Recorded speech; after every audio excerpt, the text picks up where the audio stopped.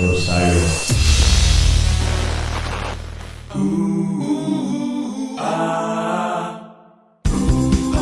the scale, under the scale, under the scales.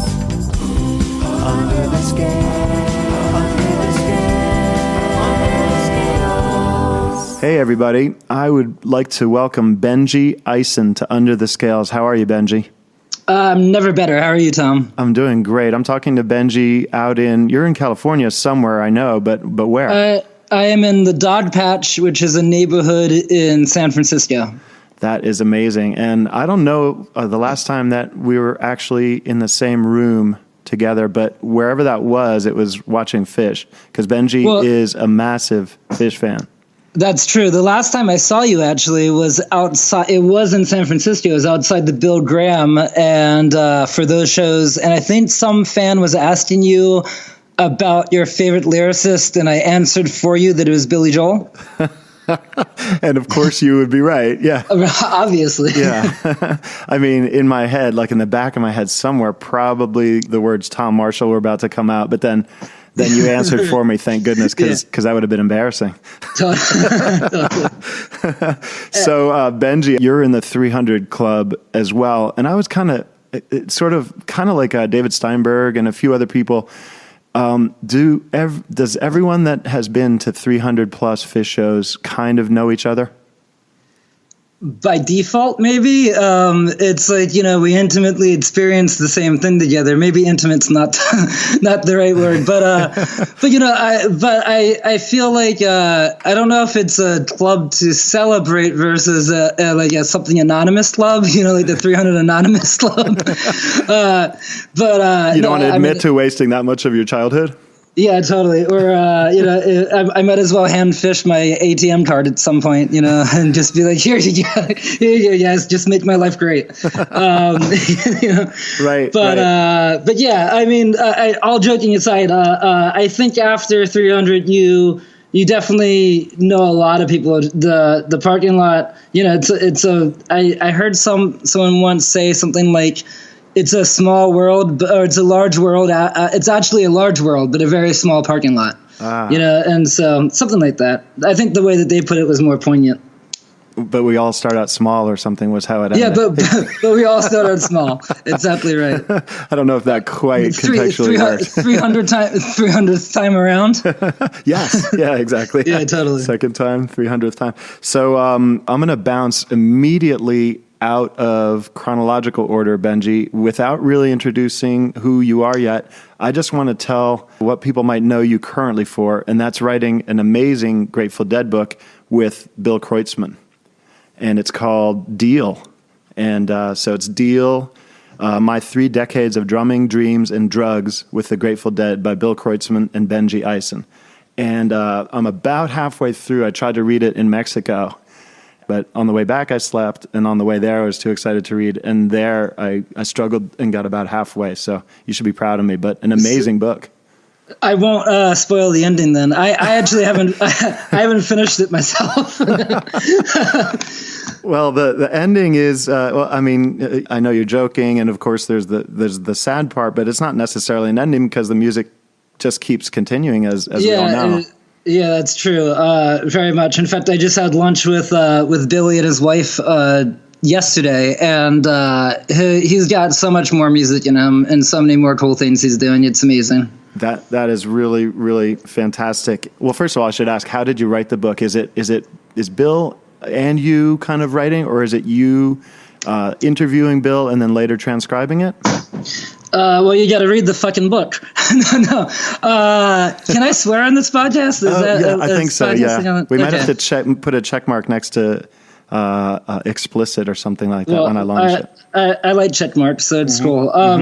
No, so the way that we did it was I basically, setting out to do it, I didn't know how it was going to go, and it was trial and error in the very beginning. But it was I went to Hawaii, where he lives on Kauai, and we just started spending our afternoons together for months at a time, in which I had a little recorder, and I would, I tried to put together a timeline. Of course, anything that he did with the Grateful Dead is so well documented that I could easily put together a timeline. Right. But, going back to his youth and also going outside the Grateful Dead was a little bit more difficult. So I would pick his brain, and we would sit by his pool, drink wine at noon, and it sounds maybe so wonderful. Like getting the most amazing stories by, from what at least seems like in this book, an amazing storyteller.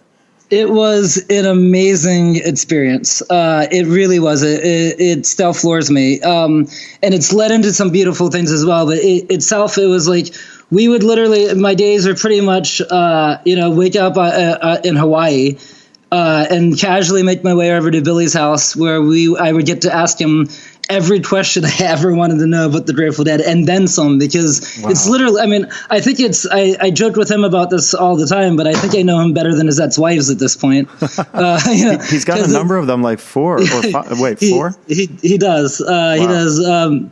And no more. His current one is the one he should have been with his whole life. Wow, great. But it's, so we would talk and we would joke, and then we would go out to dinner, and, it'd be him, his wife, and I, and we wouldn't be talking about his life anymore, but all of a sudden we'd be talking about something else, or, sometimes I'd be telling a story or whatever it was. His eyes would light up and he'd remember something. And he'd be like, quick, write down this note. We got to talk about this tomorrow. Would you ever pull the recorder out, or was that enough? Like taking a note and then asking him later? A little bit of both. I would take out my phone sometimes. I like to ask him a few times sometimes because, with memory, it's like if I ask him 3 different times, he's going to tell me it 3 different ways, but the truth will always be. And he was very truthful, at least according to his memory, he was very truthful, and that we all remember things from our own perspective. Yeah, of course. But he was never afraid to admit stuff. He was never afraid to just because my philosophy with him, I always said, Billy, let's get it all down, and then we can take out if it doesn't feel right, But let's just get it all down. So we did that, and we had a transcriber that we I'd send the audio files to. And, keep in mind, this was a 3-year process. And oh, wow. 3 years. And so, the first 6 months was most of the interviews. And then we would still talk, about it afterwards. But that was mostly the writing part. And so for the interview part, we ended up going down to Belize and to Costa Rica at one point. Because Hawaii wasn't exotic enough? Exactly. And we would have these epic talking sessions, and the way that it worked too. Like I tried a few different methods without really even telling him I was going to try these methods. I read about memory and how the more you remember something, sometimes the farther away it gets from how it actually was. So I would try to access these memories in him that he hadn't actually recalled since living them. One way to do that was. We had some of Owsley's cough syrup, or whatever you want to call it, and I played Ep017 for him in his living room, and it was, I'm pretty sure, the first time he really listened to Ep017 since being there. And he started crying, at one point. Oh my God. And, and we would listen, we fast forwarded through a number of the songs. We fast forwarded through the songs that, the same songs that any fan would fast forward. He would just be like, next. and then it would get to like Bird Song or Dark Star, and, would have these, and suddenly he would have this memory that he had of Jerry or of any of them, and that he hadn't had for a long time. And immediately the recorder would come out. And now, what would he do for Drums in Space? Would he sit and listen and hang on every note, or would he kind of go through that fast forward? Oh no, we went to dinner once, and it's funny. I actually thought about Phish during this experience because when I first discovered Phish, I was in college, and I remember making my friends listen to You Enjoy Myself. This must have been the first month or 2 that I was into the band. And we were in my car right in front of the dorm, and I wouldn't let them leave the car until the vocal jam ended. Because You Enjoy Myself can be like painful for new fans, the vocal jam. Yeah, totally. But it also, like, if you leave halfway through, then it's almost like walking out on a story before the punchline or something. It just seemed like I needed the completion. And Billy and I were driving to dinner one day in Hawaii, and I happened to have a Dead CD. It was like the Spring '90 box set, which we listened to together. We listened to that a lot, actually. Because it came out, it was released during that time, and it's a really great box set. And not to get sidetracked, but Billy actually recommended to Mike Gordon that he listens to the Spring '90 box set to really get a feel for the Dead at their best, but at the Arena Dead at their best. Okay. It's the big, the limited edition Rhino multiple CD set. I think that. Oh yeah, so we were driving and so I happened to have a CD and one of the Dead CDs from Spring '90, and Drums in Space came on, and we get to the restaurant and I'm starving, and we parked the car and Billy's like, "Where are you going?" And I was like a little kid. I was like, "Yeah, nowhere." And so we stayed until the end of the. Do you think he remembered where it was going and wanted you to hear a certain part, or do you think it was just more like a respectful thing, like you don't leave in the middle of my big part here? No, I think it was I think he was on the edge of his seat for what was coming next. He was re-listening.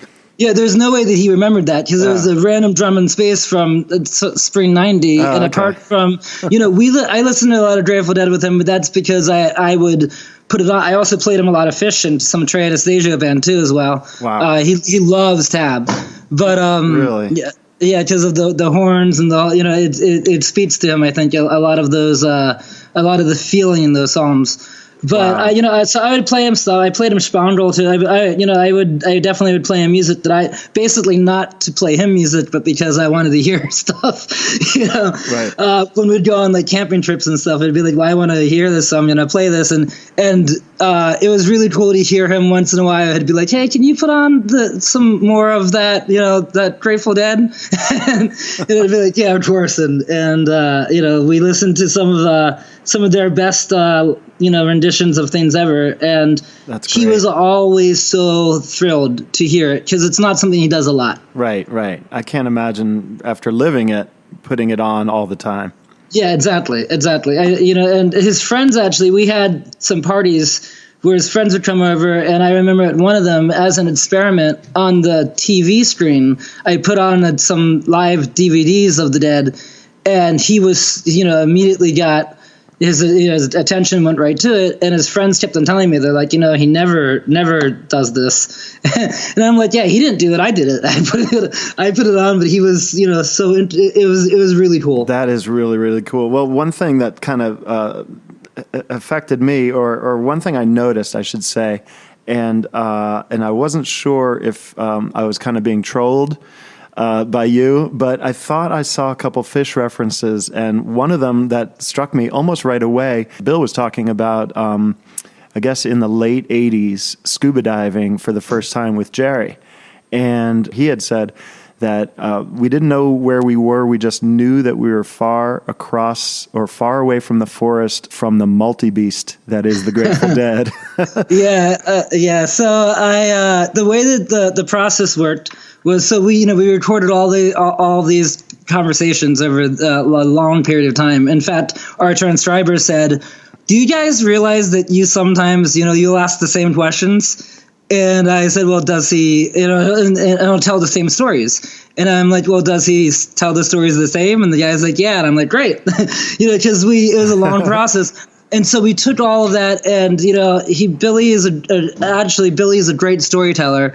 But the very first chapter, I tried just transcribing it and kind of taking myself out of it and stitching it together, his answers. Right. And it didn't flow, because writing it in a book form is a very different skill set than telling a story at a party. I see. For your friends. And so and Billy and I established this bond of trust in which it was his stories, my words for the most part. Okay. And the way that it would work is I would go home and I would write these things at night and bring them to him the next day. And to his credit, from what I understand, a lot of people, when they write books with celebrities or musicians, the process is different. It's like songwriting. There's no blueprint for it. There's nothing, and I think that, with a lot of people, if they were to write it in their words, the subject would read through it and be like, okay, with Billy, I insisted and he insisted. It was very hands-on. We would sit there and, go over every comma, and I used to tell him sometimes, he would say, look, this word doesn't work because it's not actually how I felt. What would he do when he came upon a multi-beast then floating in the middle of the sea of words? So the multi-beast just swam right by him unnoticed. And I had a feeling that a few other things would as well. So I remember, the dire wolves from Game of Thrones was a Grateful Dead reference. Right. And I know that people have thrown Grateful Dead references into things since the Grateful Dead became a phenomenon. So you didn't mind throwing a couple references back at him? Yeah, exactly right. And I wasn't going to point it out to him. I don't know if to this day if he knows about, because it was. How many would you say there are? Because like I said, I'm only about halfway. That one struck me, but I don't know if I sort of sensed a few others. Is there more than one? I think you sensing it is a good way of describing it, because there are some that I allude to. I think at one point I say in and out of focus, yeah. Which would be like time turns elastic reference, but at the same time, really, right, exactly. That kind of reminds me. Did you ever hear that guy Dan Greenhouse on MSNBC? He would weave in fish references into a live financial newscast. Well, and the thing is writing about the drummer from the Grateful Dead is so different than financial newscast that I was able to. I figured, here's what I thought. It was conscious. I thought, if somebody picks up on this, awesome. And because if I was to read, someone's memoirs and I picked up that it had nothing to do with fish, per se, I would be ecstatic to see some references. And at the same time, I made sure that the deadheads that don't know anything about fish whatsoever, or at least wouldn't pick up on their lyrics, right. I made sure that it would read the same. So if you don't know it, it doesn't, like multi-beast, for instance, they might just be like, okay, cool, whatever. You know what I mean? Like, you don't think twice about it. No, it kind of makes sense in that context. You could just skip over it. What I appreciated about it, it's not like saying "Rai Rai Rocco, Marco Espondolus" while talking about breakfast. Right. Exactly. So I'm kind of a Dead noob, as you might know. I saw them 5 times with Jerry, and 2 or 3 of those was with Trey. So he kind of turned me onto it before I was onto the Dead so much. But I read Rock Scully's book, so I know a little bit about the history. But this was I learned a lot of great things from this book. Some great stories are in there. I kind of didn't know. For example, that they had a house in New Jersey briefly. That's pretty cool. Oh yeah, everyone knows about that house on Haight Street. Yeah, for sure. And then there's a few interesting things about like Bill roughing up a promoter who wouldn't pay them before they got. I guess it was Rock Scully who then took over the duty of collecting money. Yep. Yeah. Yeah, it was totally Interesting stuff like that. But some of my favorite was. Talking about, the first album that they recorded didn't really come off so great, and they said they didn't really like the sound of it. Then the second one that Bill still calls a masterpiece that I had to finally actually go and listen to, believe it or not, I think for the first time, Anthem of the Sun, and the way that they recorded it just by kind of cobbling together and piecing together multiple live shows and pieces of songs and layering songs and stuff. To me, it is incredible, and he's right. To me, it's unbelievable. That brings up another thing I never thought of before until right this moment, and that's that there's Fish references that aren't references, and that there's a lot that the Dead did that Fish was on a time, they're on this like time-space continuum with, where they really there's some sharp differences, of course. Different time periods, different generations, but there's a lot of really cool overlap in the two bands' histories. In terms of recording albums and just in terms of everything, just in terms of the way that both bands kind of blaze these trails that have that are on different mountains but similar paths, or whatever metaphor you want to use. Right. The other thing about the book, Tom, before I forget, is I forget what page it is now, but if you lick the corner tab of the book, it really comes alive. But clear your schedule for the next 8 hours. It's hilarious that you said that, because I'm gonna call out my friend Scott, who I didn't know him very well, and sent me a book. And I had young kids at the time, and basically that was the instructions, but the instructions came 10 days later after my kids have been messing with the book for a while. You're going to have some very bright kids. Illuminated. Illuminated. Well, let's hope not, maybe. I don't know, or maybe so. I'm not sure. Yeah. But a great book. I'm wondering, you interact with fish, and as a fish writer at times, like for the Rolling Stone a few times. Were you ever able to get a copy of this book into Trey's hands or into any of the band members' hands? Yeah, I handed Trey a copy personally, but he had already read it by the time I did that. I sent one to Mike. I sent a package to the Fish office and to try to get them to all of them. But with Trey, it was after writing Deal, I became Bill Kreutzmann's manager for a period of time. Through fairly well. Really? It was just a very surreal. It's one of those things that's so surreal it doesn't seem surreal. You just kind of do it. Were you working in conjunction with Pete Shapiro at all, or did that come later? Yeah. So Shapiro, Shappy's an old buddy of mine. I've known him, since the caveman days. So, he and I would talk every day in the months leading up to Fairly Well. But I had a plan that Billy and I and his wife kind of came up with over dinner talks about, all these different ways that we could celebrate the 50th if all of the members didn't agree to doing a reunion. And that spilled over to a living room meeting in Bob Weir's living room. I realized, you always hear about the Grateful Dead that as strong-headed as they all are, that meetings, Jerry would become the leader by default because nobody would really take the ball and run with it. Okay. And so we're at the meeting, and I had called the meeting, and all of a sudden, but I wasn't planning on opening my mouth at all. And all of a sudden, Bobby's looking at me like, okay, well, why are we here? Let's make the leap for the audience. Who reached out to Trey? How did he first find out about it?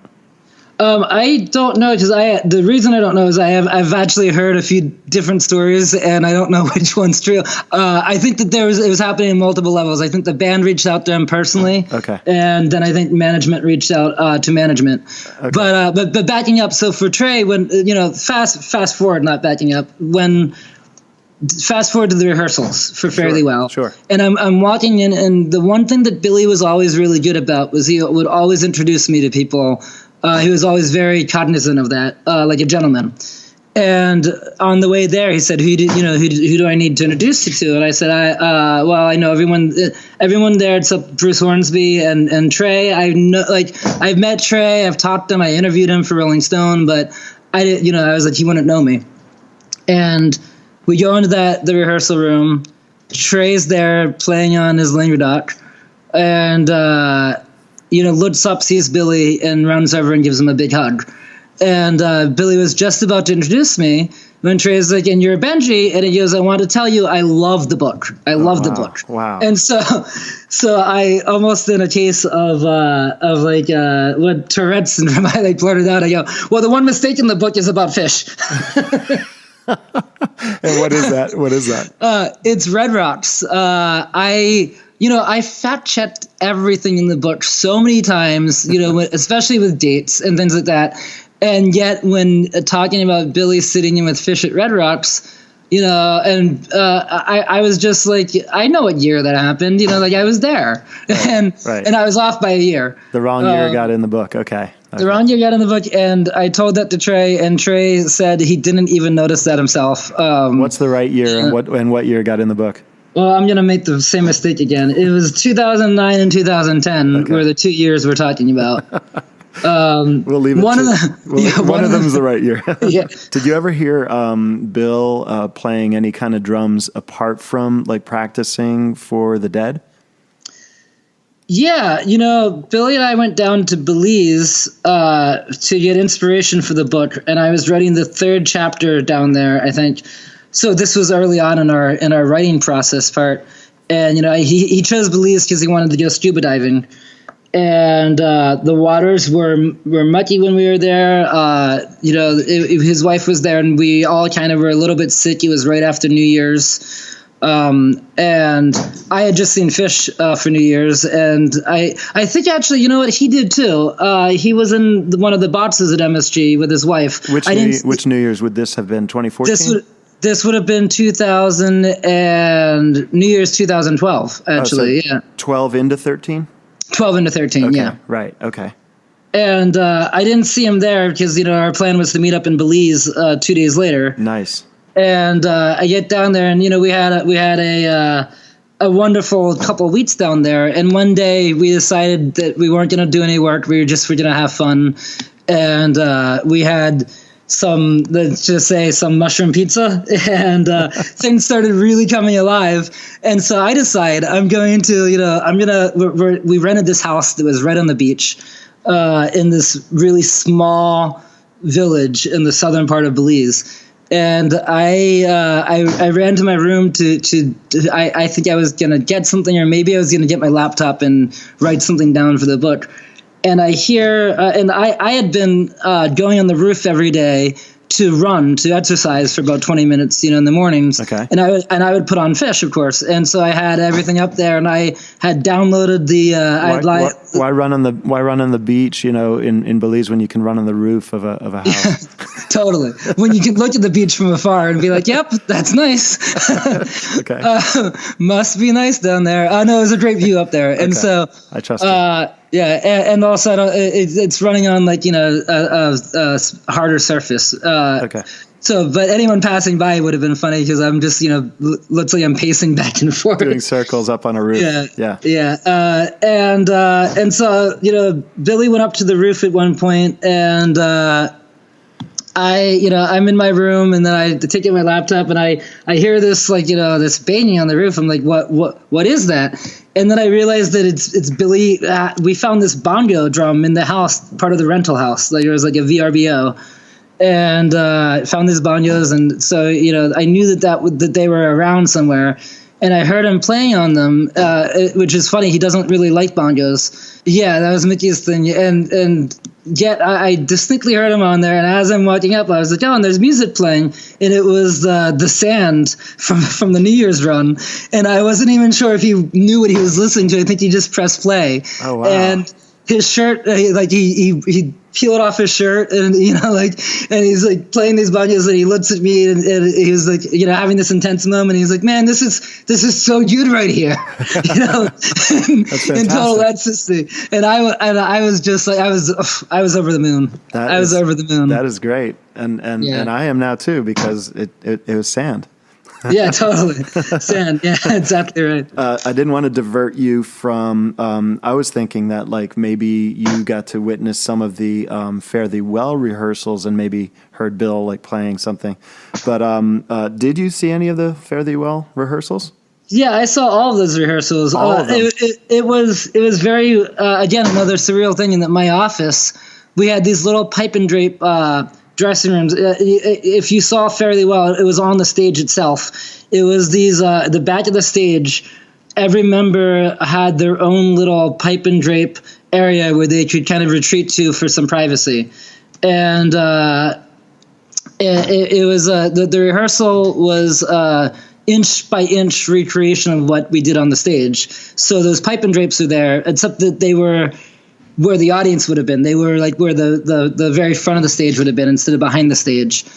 And Billy's was in the center, and I would go in there to be on my laptop to, do work stuff for him for Fare Thee Well. And whenever I'd peek my head out, the only thing, it was just a drape, that's it. Right. And it was right in front of where Trey's, it was between where Bobby and Trey's positions were on the stage. Oh my gosh. So you're essentially completely on stage with the band. And not only that, but it was awkward at some points because I would like in a really funny way, because I would be like, emailing, trying to like print out documents to, for hotels or whatever it was, like just, basic stuff, forms, paperwork. And you'd be like, Trey, could you please put more paper in the printer? Yeah, totally. In the middle of a jam? I would go out and I'd be thinking, I'd have to run to the bathroom or I'd want to grab a drink, and I would open up the drapes and my head would be so miles away from there, and all of a sudden it'd be Trey playing Slipknot, and I'm like, oh yeah, whatever.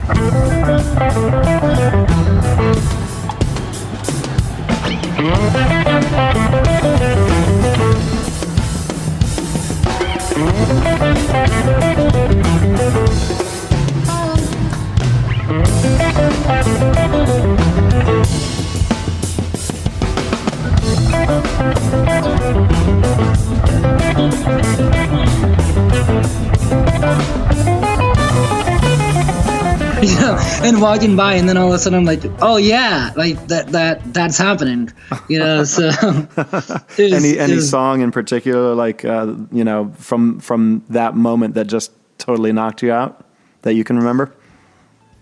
Foolish Heart.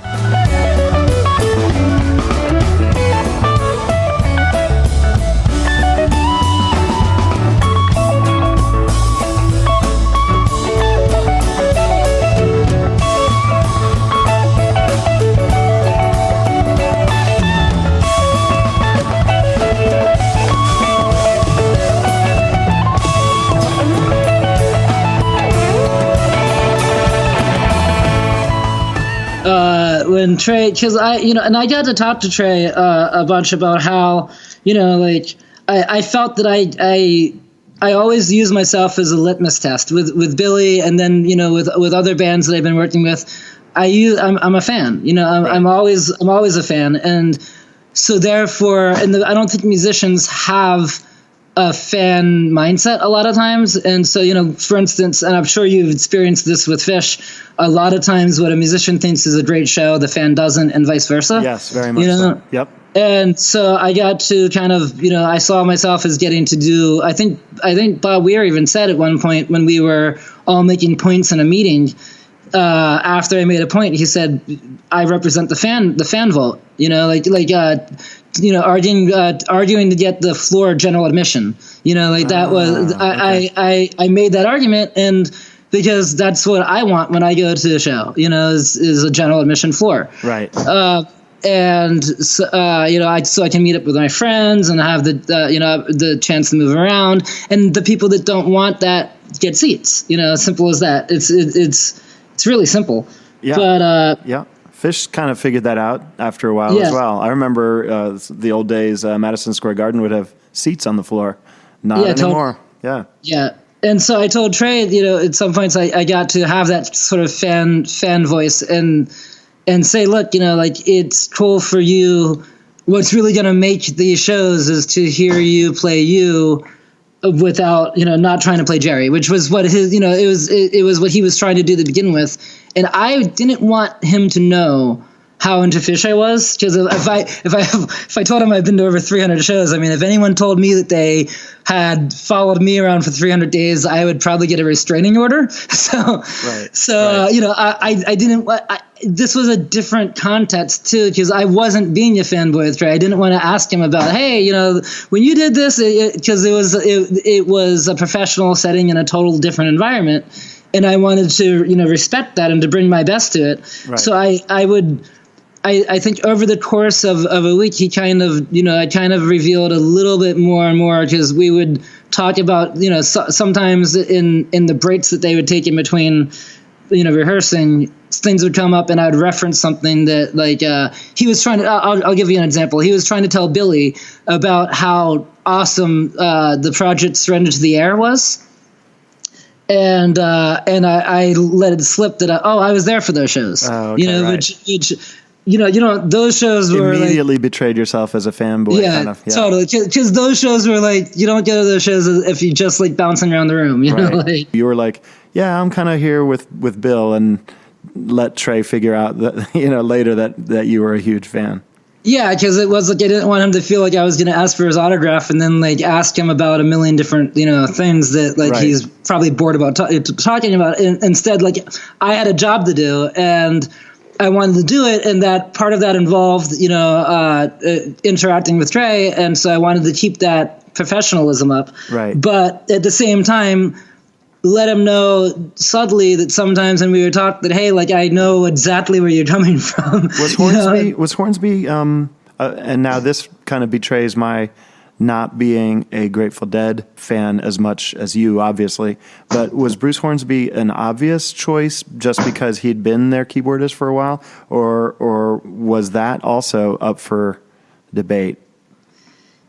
It was the obvious choice. He was the first choice. It was the obvious choice because he was a member of the Dead, and he wasn't a full-fledged, full-time, long-standing member of the Dead. But when he played with them, he definitely he toured with them for he played a number of shows with them, and that's part of their history. Yep. And he's such a phenomenal musician and player. Right. That it was sort of the no-brainer. And a great singer, too, I might add, which helped, for the current state of the band in a way as well. Yeah, absolutely. In fact, I wanted him to sing more as well as Trey, obviously. Yeah, I think people did want, exactly. A little more Bruce, a little more Trey. But, yeah, I talked to Trey about that, actually, because he felt that it was kind of interesting. It was like almost like how I felt about him. He felt about his interactions with the Dead and that he didn't want to overstep his boundaries. He felt like he was the guest. Of course not. Right, and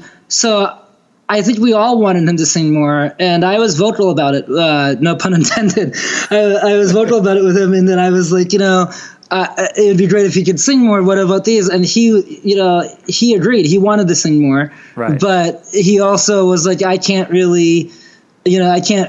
That's not really my position to ask for that. And so the way he did it was have all those "Let Trey Sing" shirts made. Yeah, totally. Which Bobby then wore. So. Right. That was hilarious. I should add that was not Trey that did. Yeah, that's totally.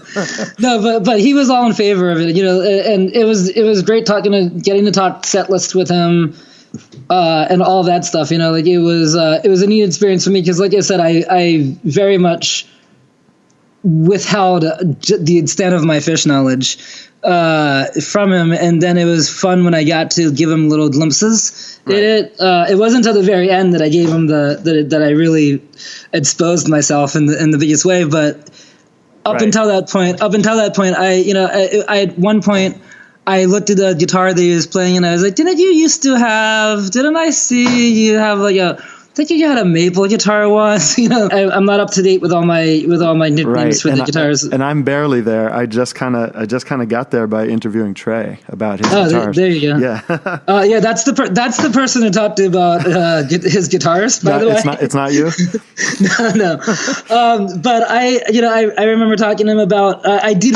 I felt. Are you packing, by the way, or no, are you no, holding someone prisoner? I hear thumping. Yeah. What you're hearing is a storm window because it's storming outside, which really? here means rain and wind. Oh wow! But it's this rattling in the window. I thought you were simultaneously like throwing clothes into a trunk because you're going somewhere tomorrow. I'm just beating the sloth.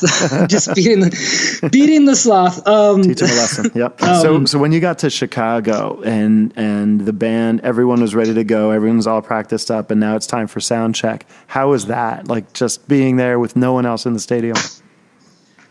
Well, that was the first time that I had a chance to take a breath in over a year. When we started planning Fare Thee Well, the book hadn't come out yet, and so we had to do a publicity tour. And I remember doing this publicity tour across the country, in which Billy and I would do these question and answer segments, and kind of this comedy routine in a way, and by default. And at the same time, going back to the hotel room at night and dealing with Fare Thee Well stuff until 3 a.m. Wow. And so I hadn't had a chance to take a breather. And we were doing shows with Billy and the kids. I hadn't had a chance to enjoy any of it. When the book became a bestseller, we were doing the day that we found out we were doing a show at the 9:30 Club with Billy and the kids. And, we found out, and he told me, he got off the phone with the publisher. He told me, and I was like, okay, great, but we still need a sound check right now, So at the rehearsal, I remember walking in, I think it was in Chicago. I remember walking into the stadium, and it was the day that they were rehearsing Standing on the Moon. Standing on the moon, where talk is cheap and vision true. Standing on the moon, but I would rather be with you. Somewhere in San Francisco, on a back porch in July, just looking up at heaven in this crescent in the sky, in the sky. Yeah, Standing on the Moon, and Trey was playing it and singing it, and I took out my iPhone at one point, and I was just like, I got to take a photo of this of him on the Jumbotron. I'm the only one in the audience in an empty stadium watching, Trey sing Standing on the Moon. And even though I had seen that in rehearsal, it wasn't real. Right. It wasn't real. There's actually a better moment that I just remembered. Mark Allen is Bruce Hornsby's manager. He is the Jerry Garcia estate manager, manages Dirty Dozen Brass Band, a number of other clients. And I'm going to out him right now. He's also a Phish fan, and an old friend of mine. And I think when we bonded, we never imagined that we both would be working in the Grateful Dead world, in some capacity. Right. 20 years later, and another Phish reference. 20 years later. Yeah, and so I think you just do it naturally. I think so. And so we were sitting we were standing in the back of Levi Stadium the day before the first show. It was a tech rehearsal, and another old friend of mine, Dan Berkowitz, was on a golf cart driving around, and of course he now does CID. Presents. Yep. And so there was a lot of old Pete Shapiro, who we all were old friends, Matt Bush, we were friends for years. And then to have us be somehow a part of this thing that brought us together in the first place as fans was really, really special. But I was on my phone dealing with some rapid fire emails that had to be taken care of so fast that I couldn't even go back to my production office and write them down. I had to respond to them. And Mark Allen comes up to me and he goes, "Are you seeing this?" And I look up, and Trey is shredding in St. Stephen. Oh, wow. And the whole the arena's empty except for working crew. St. Stephen with a rose, in and out of the garden he goes. Country garden in the wind and the rain, wherever he goes the people all complain.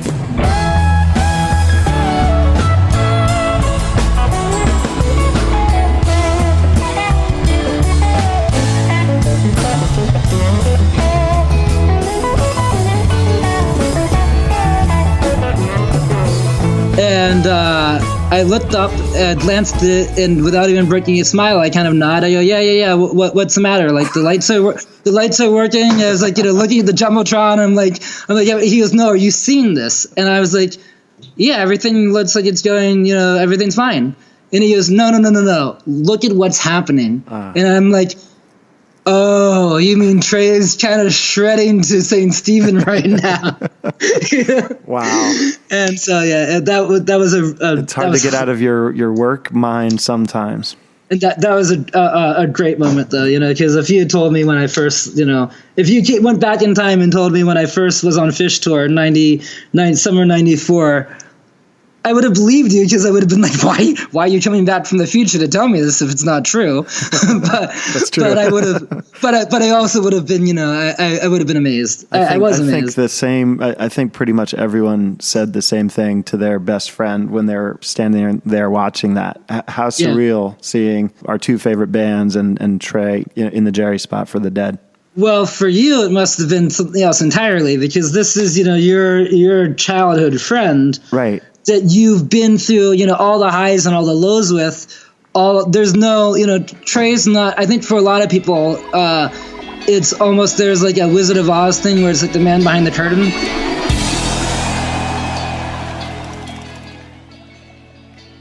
So, Trey is the Wizard of Oz? I get the analogy, and yeah, I'm lucky to know the man behind the curtain. But the reason I'm stopping the interview right here is because that marks the spot where we kind of change subjects from the Grateful Dead over to Phish.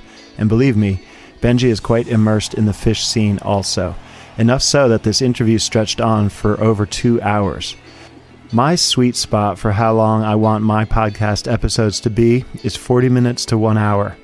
And I'm already past 44 minutes with this one, so I'm going to continue it next time.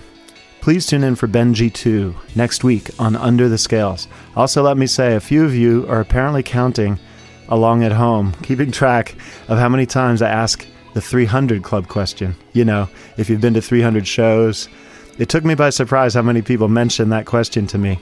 I guess I asked David Steinberg and maybe one or two others, and now Benjy. And I might be obsessed with that question, I guess is what it's indicating. If you're wondering, I'm going to keep asking it until I've asked it 300 times. Oh, and Benjy, if you're listening, that's not how storm windows are supposed to work. Not even close, man. You are doing it wrong.